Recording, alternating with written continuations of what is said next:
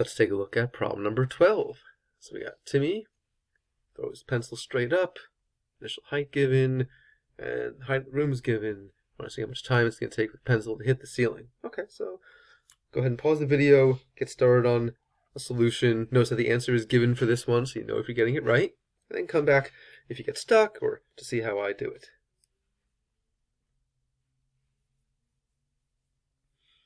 Okay, so hopefully the very first thing you did is established a positive direction. We have to do that. You always want to get in the habit of doing that. It should really be the first thing you do no matter what.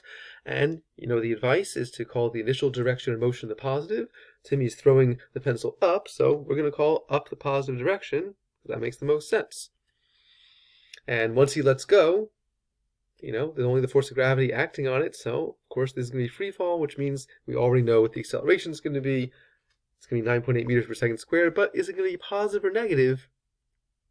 Well, hopefully at this point you've understood that the acceleration due to gravity, it always points down, but we're calling up the positive direction, so that's going to be a negative 9.8 meters per second squared. And this is really the reason why I strongly advise everyone to call the initial direction of motion the positive, because if it's initially thrown up at 7.5 meters per second, that's a positive velocity.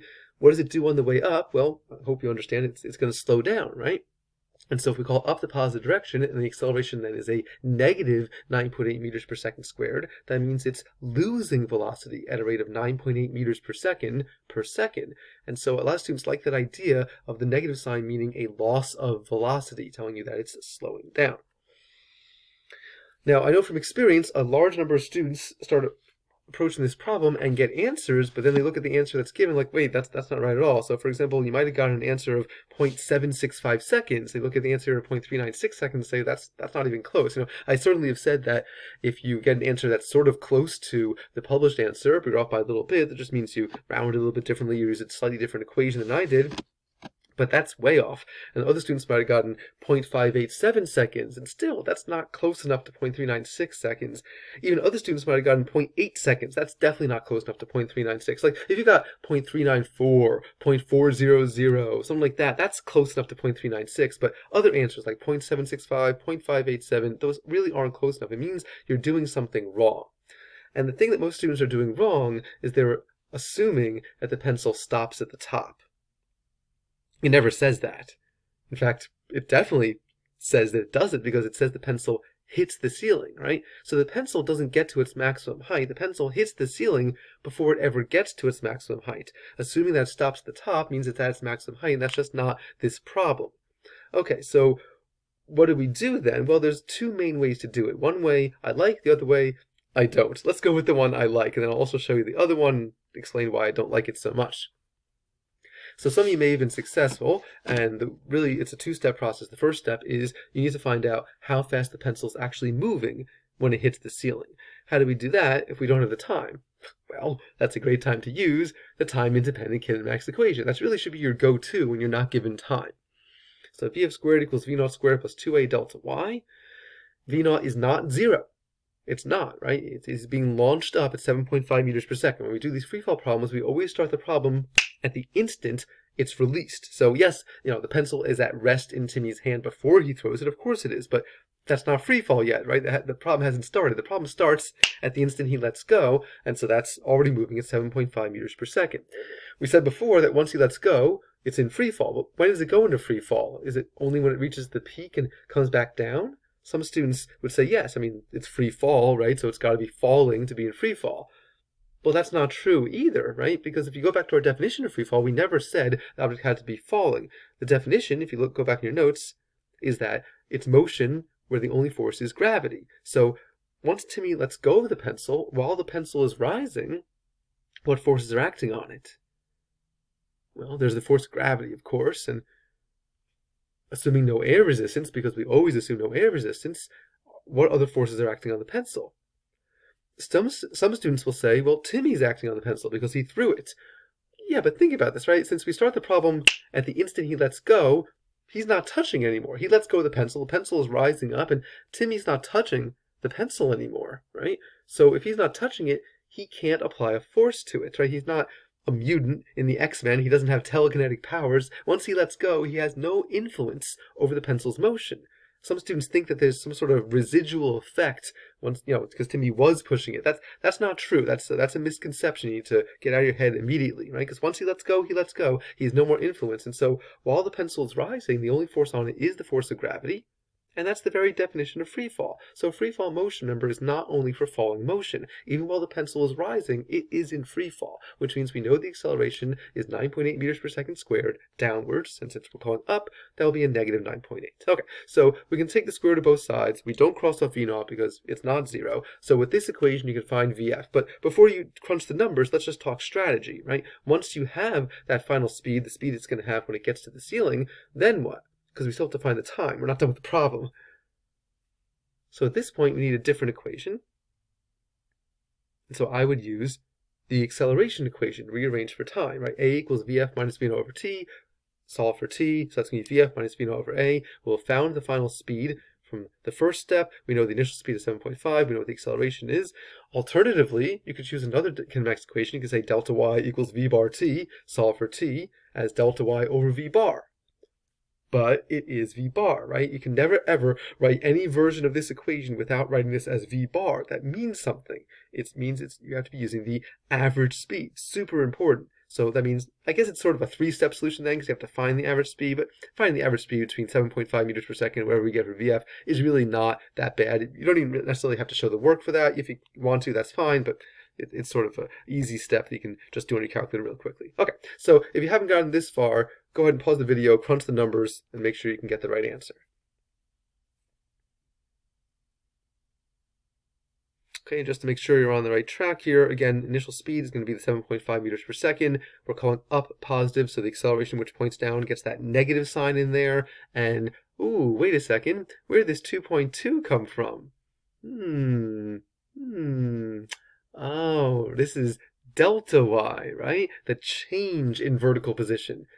It goes up to a height of 3 meters, but it started at 0.8 meters off the ground. It didn't start from ground level, right? So it only went up 2.2 meters. It changed vertical position by 2.2 meters. So if instead you had put in either 0.8 meters, well, that's not right. It certainly didn't move 0.8 meters. You put in the 3 meters, that's not right either. And then when you solve the problem, you're not going to get 0.396. So, lots of details you got to worry about here. It's not just throwing numbers into equation. Just because there's a number in the problem that looks like, oh, it's meters, it goes in for delta y. That's not necessarily right? You have to really think it through, sketch pictures out, visualize in your mind to make sure you're putting the right numbers in. So when you solve for this, you get the speed of 3.62 meters per second. That's how fast the pencil's moving as it hits the ceiling. Then you can go ahead and solve for the time using either one of these equations. You should be getting 0.396 seconds. Okay, so all of that is the solution that I like. But other students may say, you know what, I did solve another way, or I tried solving another way, and I think it should have worked with this equation, the long displacement equation, delta y equals v naught t plus half at squared, because we have the delta y, that's going to be the 2.2 meters. We have v naught, that's the 7.5 meters per second, and we have the acceleration, negative 9.8 meters per second squared. The only remaining variable is time, which means this is absolutely a solvable system. But it's a quadratic, right? This is not a simple solution. You can't just divide by t. That's not how this works. You have to put in, it's not going to be easily factorable, I'll tell you right now. You're going to have to put into the quadratic formula, which is a lot. There's a lot that can go wrong with doing quadratic equations, so I strongly suggest anytime you're doing a kinematics problem, if you end up trying to do the quadratic, don't. Even though it'll take more steps, I find students are much more successful taking this 1 to possibly 3-step solution to get to an answer because they're more successful with the math and punching the numbers in their calculator. Now, if you happen to be really good with quadratic equation, or maybe you happen to know you have a quadratic solver on your calculator and you know how to punch all the numbers in, okay, more power to you, go for it. But one small slip anywhere along the way and things are going to go wrong. So I strongly suggest you don't. Okay, now let's go back to this idea that some students erroneously thought that the pencil reaches its maximum height. Let's prove to ourselves that it doesn't. So I'll do a little sidebar here. Let's say he throws the pencil up at 7.5 meters per second. Well, how high could it possibly get? So why don't you just go ahead and pause the video and see if you can figure that out. Go ahead and take some space on your worksheet there and calculate what would it be its maximum height.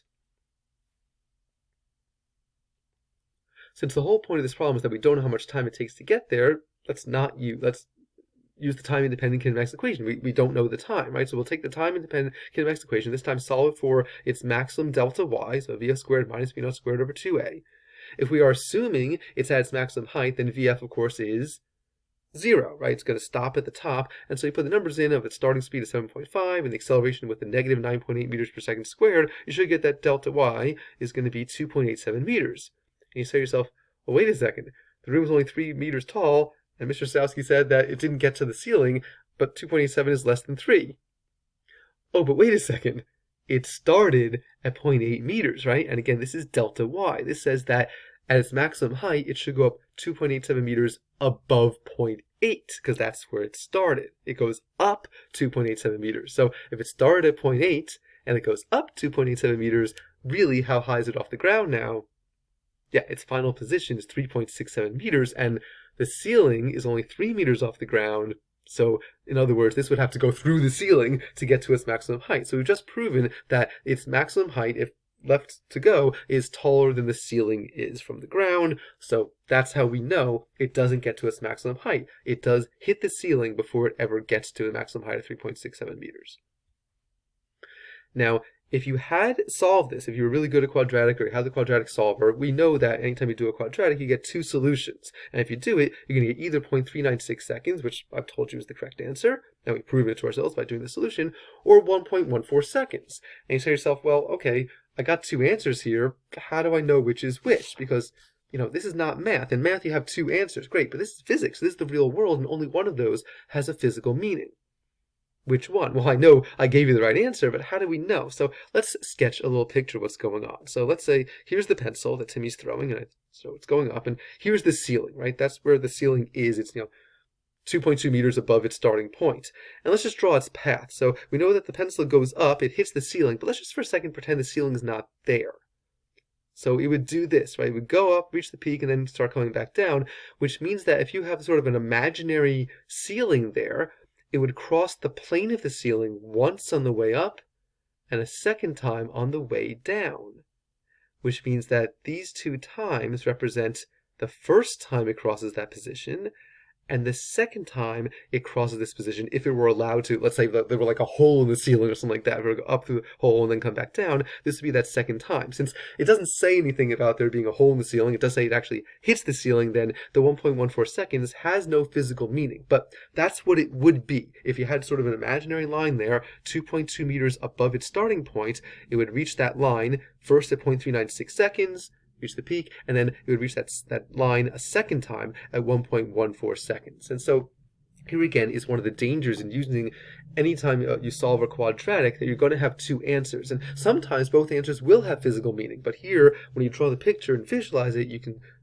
prove to yourself that that second time really doesn't have meaning in this particular problem.